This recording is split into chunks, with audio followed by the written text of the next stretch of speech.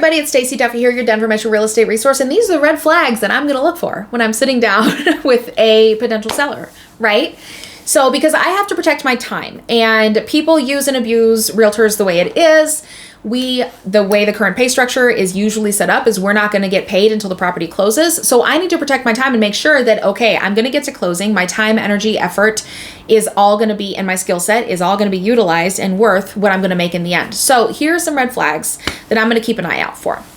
One is the decision maker is not present when we're sitting down to talk about the value of the property and the goals and the timeline and everything else. I totally understand when you're doing a relocation and one client's working or the other client's staying home with kids or whatever, and you can't both be present. That's fine. Usually whoever I'm sitting down with is a person that is actually going to be making that decision anyway, and they're just going to be getting like a gut check or a buy-in or an approval from somebody else. Totally cool. Happens all the time.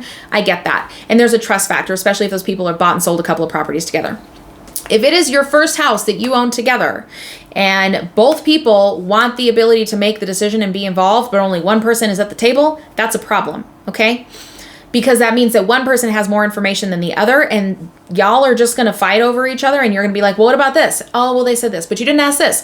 Okay, well, yeah, but I didn't know to ask that, whatever. Like, it's not going to go well between the two of you, and then I become a point of tension instead of a resource and a trusted ally in the process to help you get to your goal. So that's one thing I'm going to watch out for, is not all the decision makers at the table. A lot of times, not everybody's a decision maker just because they're on title. It doesn't mean that they really, if they get buy-in from somebody else and like, yeah, cool, if you're good, I'm good. It's a different story, okay? So that plays into number 2, which is too many people on the title. So I'm going to link up above and down below to a video I shot about not adding children to your deed or to the title of your property. And this is one of the main reasons why, because anytime you go to do anything related to that property, unless one of those people, easy buy-in, they're like, yeah, cool, I'll sign off on whatever, I don't have a problem with it. Or they give power of attorney to somebody else to manage that entire process. I'm trying to get things done through people that I don't know, I haven't had FaceTime with, that can't access me directly, that are out of state, out of the country, whatever. It gets really, really, really hard for me to get my job done. And my job is to help you accomplish your goal. And if those people become barriers to accomplishing the goal, and it's not because they don't understand or not because they don't agree, it's because they don't have enough information because they're not involved in the process. Okay, so the more people you add to title, the bigger that problem gets.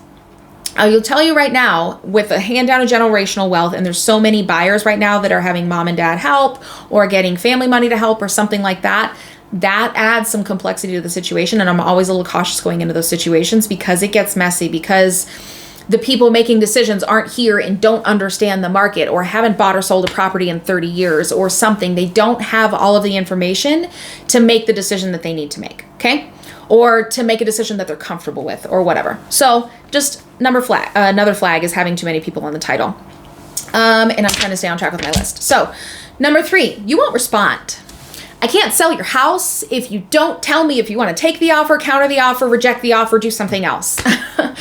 Or like, yes, let's go on the market. No, let's not go on the market, whatever. And I'm not talking like instantaneous response, guys. I realize people have day jobs. I have day jobs. I have kids, I'm not saying I need an answer right this second. I'm just saying, like, I've had clients that I don't hear from for 6 or 7 days when I'm trying to sell their house. And I'm like, do you want to do this? And it's just like crickets. I'm like, I legally can only make certain decisions for you. It is not my property. I cannot have power of attorney to sign off on your house. You have to find somebody else to do that. It's a conflict of interest for me. So there are certain things, if you want to say, you know what, yes, you have approval to do X, Y, and Z within a certain budget to go get the house ready to sell. Fine, cool, let's do that.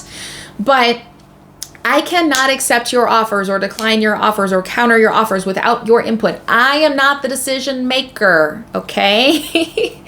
I am happy to negotiate on your behalf. You have to tell me what you want. We need feedback. We need to be able to talk through this process. So you have to respond. So if somebody says, hey, I want to interview you to sell my house, and I'm like, okay, cool, when would you like to set an appointment? And then I don't hear from them for 6 or 7 days, and I'm just like, okay, are you busy? And it's like, if it happens once, fine, things happen. We lose track of an email, whatever. We thought we responded and we didn't. If it happens 3, 4, 5, 6 times, it's a red flag, okay? I can't get my job done if you don't make the decisions along the process. Along with that is dragging your feet. I guess that's number 4. So I am all for about taking some time to process and evaluate and feel good about a decision and get enough information to say yay, nay, want to do something different, whatever. It is the indecisive, I don't make a decision because I'm not totally comfortable and I don't know why, but I won't tell you and I won't ask questions to help you get to an answer that I have a hard time with. So, and I will tell you, I work with a lot of type A analytical, D and C clients as far as very detailed and very authoritative, and they have to have a ton of information before they feel good about making a decision. I get that. And the reason I do so well with that is because I know that personality, right? And we'll talk about personality types in a minute. I know what they need to help make those decisions. But if you just won't make a decision for the purpose of dragging your feet because you're just not comfortable, won't buy, won't sell, won't do something, whatever, that means if you can't get there, I don't get paid, which means I just work for free. So that's another red flag I'm going to watch out for is decision-making capability. If you're interviewing multiple agents, I will never sit down with you and say, okay, yeah, we just spent 45 minutes together and I know your spouse is at work.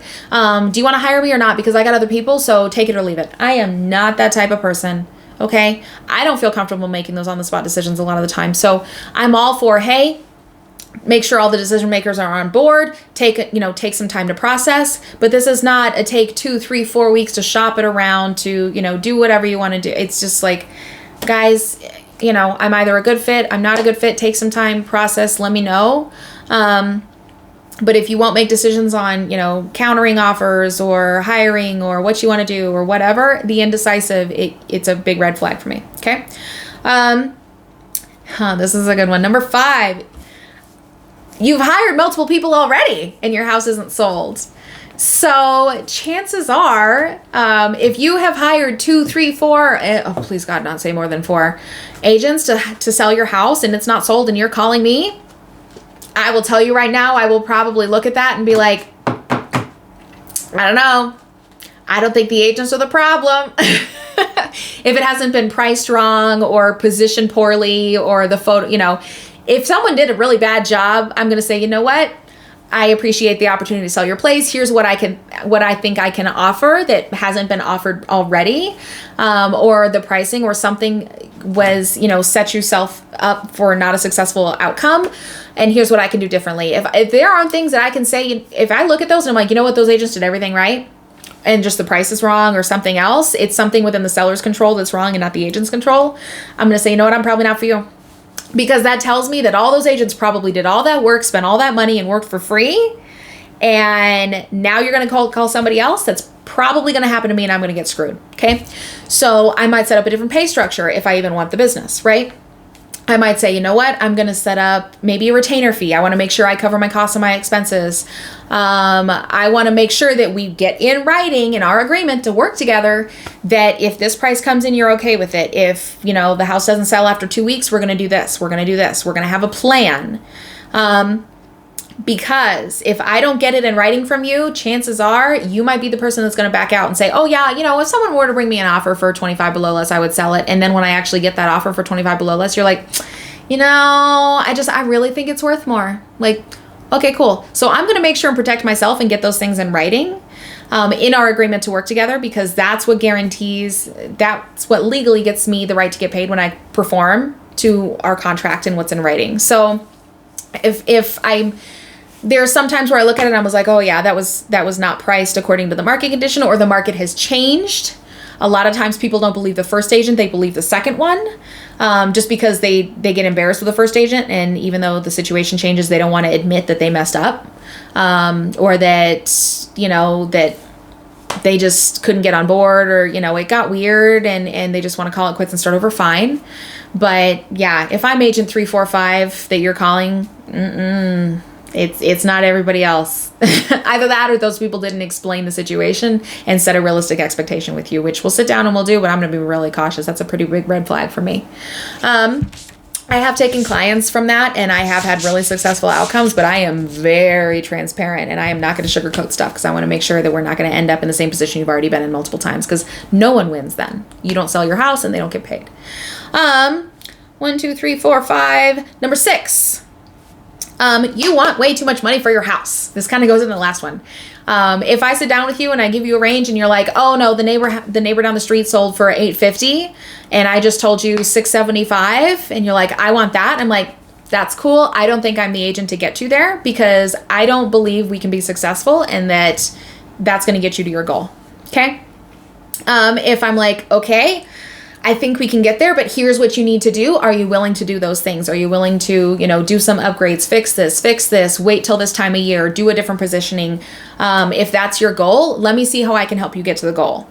If I can't get you there, because all I'm going to do is I'm going to end up spinning my wheels, working for free, getting angry, and you're going to get mad. Even though you didn't spend any money, it's still stressful in time and energy and effort and all that jazz. So if you want way too much for your house, that's going to be a red flag for me too. If you just don't know what it's worth, happy to help. That's my job. I assess property values all the time. It's what I do for a living as far as evaluate the situation and given the market changes and buyer demand, seller demand, all that jazz, and what people are willing to pay for. So another red flag for me. That's what, 6? I guess I have 7. Personality types. So I talked a little bit about this and a couple others, but this is another reason you should always hire interview multiple agents before you hire someone to do a job for you, because different personalities do and don't work together well. Okay. I am not the meek, shy, like, okay, what do you want to do? Okay, I'll do that. There are some agents that are, and that might be a good fit for you. That is not me. Okay. I am all about transparency, open communication. Let's get you to your goal. If something's not working, let's lay it out there. Let's get it fixed. Let's move on. Okay. The personality type that, some agents struggle with, or that personally I struggle with, is and this happens a lot only because a lot of the clientele I work with, right? It's a common personality for my clientele, is the person that thinks they know more than everyone else. Okay. I work with a lot of engineer, analytical, authoritative, dominating type personalities types, right? Because they value my skill set and my knowledge and my expertise, but some people have to prove that they know more. I work with those people all the time. So I understand a lot of times what and it's not a bad intention. It's just, that's the role they like to play in most situations. When you're hiring someone to do a job for you, you shouldn't know more than the person you're hiring, unless you are doing it strictly to save your time. There are things that we hire people to do around our house. Can I do them? Yes. Do I know how to do them? Yes. Do I know what my time is worth? Yes. So sometimes it makes sense. And if that's the case, cool, then I will just sit down, shut up, and you tell me what you want me to do. Okay?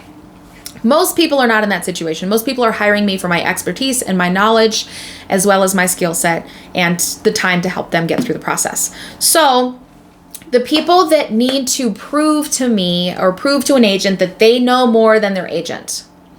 And one of the agents in my office the other day was just talking about, she has a client like this. She's like, you know what? I have been told I am there to open a door, and that is all. And you know what? That's fine. And we understand that some people, that's the role they want us to play. And as long as we're going to be compensated and we feel confident that our time will be covered, we're happy to do that.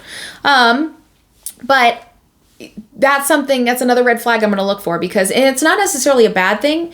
It's just, it takes me longer to convey that and to have them feel good about them knowing things, and for me to teach them enough and educate them enough in the process that they understand enough to feel that they know everything and make a decision to go forward.